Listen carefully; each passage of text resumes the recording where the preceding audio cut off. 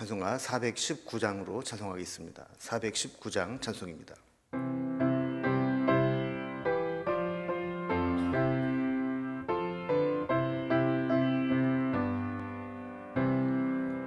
주 날개밑 내가 편안히 쉬네. 밤 깊고 비바람 불어쳐도 아버지께서 날 지켜주시니 거기서 평안히 쉬리로다. 주 날개밑 평안하다. 그 사랑 그늘 잔위뇨. 주 날개밑 내 쉬는 영혼 영원히 거기서 살리. 주 날개밑 나의 피난처 되니 거기서 쉬기를 원하노라. 세상이 나를 위로치 못하나 거기서 평화를 누리리라. 주 날개밑 평안하다. 그 사랑 그늘 잔위뇨.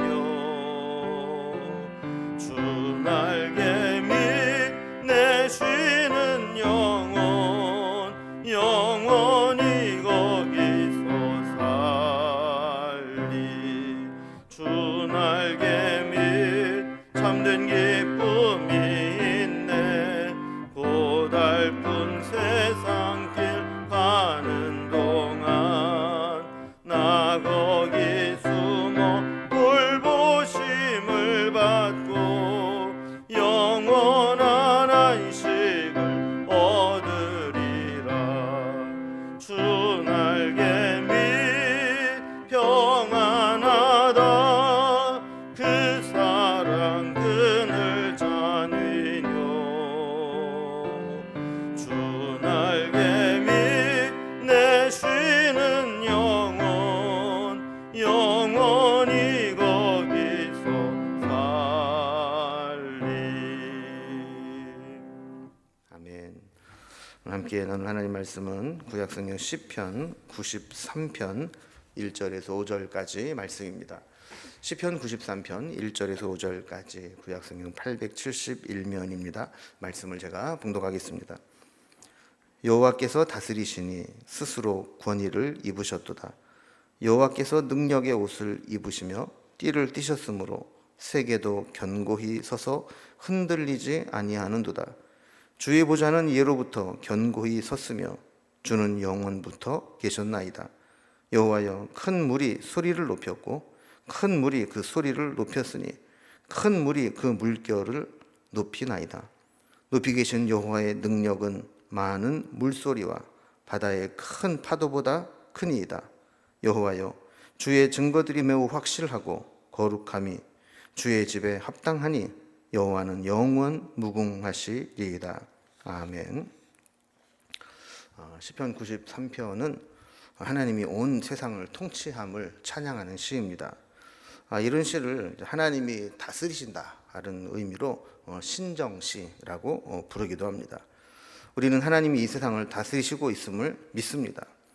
그러나 때로는 정말 하나님이 이 세상의 모든 것들을 다 통치하고 다스리시는가 하는 의심이 생기는 경우도 있습니다. 하나님을 섬기는 민족이 하나님을 모르는 백성들에게 공격을 당하게 되거나 성도들이 하나님의 자녀임에도 불구하고 고난과 고통을 당하게 될 때, 그리고 이 세상에 악이 날뛰는데도 불구하고 악한 자들이 심판을 받지 않고 있는 모습을 볼 때, 이럴 때 우리는 정말 하나님이 이 세상을 공의로 다스리고 계신가 하는 의구심을 갖게 되죠. 이런 상황에서 시인은 하나님이 온 세상을 다 다스리신다는 것을 선언하면서 하나님의 다스리심을 찬양하는 것을 보게 됩니다.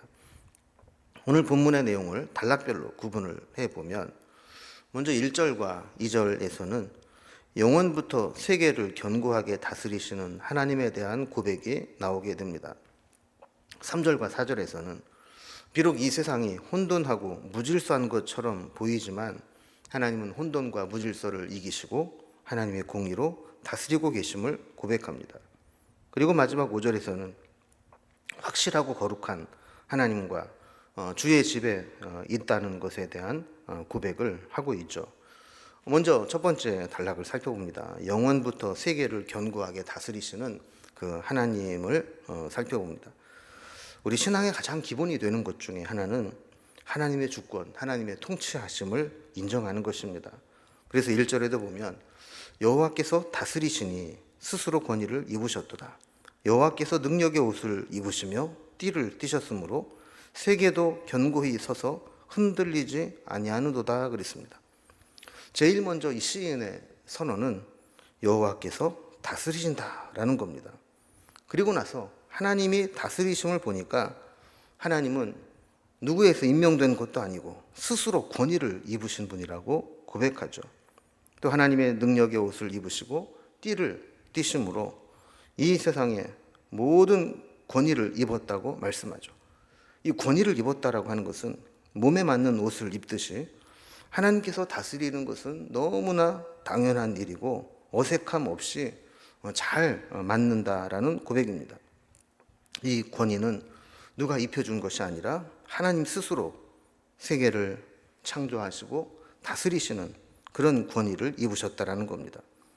그런데 그 하나님의 다스리심으로 세계도 견고히 서서 흔들리지 않았다라고 고백합니다. 이 세상에서도 다스림의 능력이 중요합니다. 지도자가 정치를 잘하면 나라와 국민들이 평안합니다.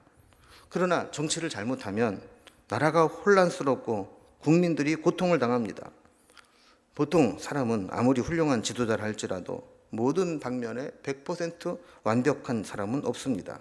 그러나 하나님은 모든 면에 완벽하게 이 세상을 다스리시고 계십니다. 하나님이 지으신 모든 만물과 사람이 행하는 모든 일들에 조금도 빈틈없이 완벽하고 자연스럽게 다스리신다는 것입니다. 잘 모르고 보면 쉬운 것처럼 보일 정도로 물 흐르듯 자연스럽게 하나님의 통치는 이어지고 있는 것입니다. 하나님이 이 세상을 다스리시는 것이 바로 그렇습니다. 조금도 삐걱거리는 부분이 없습니다. 보이지 않는 하나님의 손이 이 세상의 모든 질서를 잡아주고 계시는 겁니다. 그리고 2절에 보면 주의 보좌는 예로부터 견고히 섰으며 주는 영원부터 계셨나이다 그랬습니다. 하나님은 어쩌다 권세를 빼앗거나 우연히 얻게 된 것이 아닙니다. 하나님은 온 우주 만물을 지으시고 모든 사람의 역사를 주관하시는 분입니다. 왜냐하면 하나님께서 이 온 우주 만물과 우리 인간을 디자인하시고 하나님의 능력으로 만드셨기 때문입니다.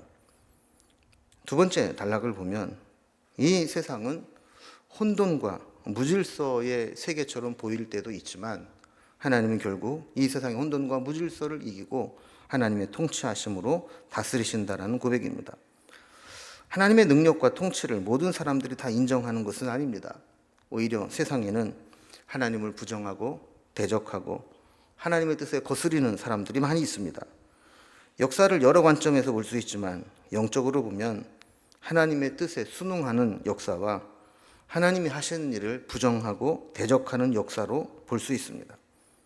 오늘날 교회가 세상으로부터 공격을 당하고 미움의 대상이 되는 것은 물론 교회가 잘못한 경우도 있지만 사실은 하나님을 대적하는 역사, 그 한 흐름이 존재하기 때문에 어쩌면 교회가 미움을 당하는 것은 당연한 일이라고도 볼 수 있는 것이죠. 이것을 3절에서 이렇게 표현합니다. 여호와여 큰 물이 소리를 높였고 큰 물이 그 소리를 높였으니 큰 물이 그 물결을 높이나이다. 여기 보면 큰 물이 세 번이나 반복해서 나옵니다. 이 큰 물이라고 하는 것은 하나님의 통치를 부정하고 거부하면서 대적하여 일어나는 모든 하나님의 대적하는 세력들을 의미합니다. 큰 물은 우리에게 두려움을 주는 존재입니다. 큰 물은 우리가 물놀이하는 장난감 같은 물이 아닙니다. 홍수가 나거나 쓰나미가 밀려오거나 해일이 일어날 때 우리를 모두 삼켜버릴 수 있는 두려운 존재입니다. 성경에는 큰 물이 여러 차례 나오는데 가장 큰 물은 노아의 홍수이죠. 노아의 홍수 때의 큰 물로 인해서 하나님이 지으신 모든 세계와 사람들이 다 물에 잠겨 심판을 당하게 되었습니다.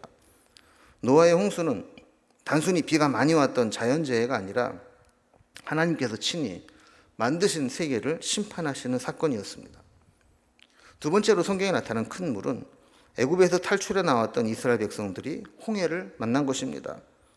애굽에 나와서 어떻게 여기까지 오게 되었는데 앞에 홍해가 가로막혀 있습니다.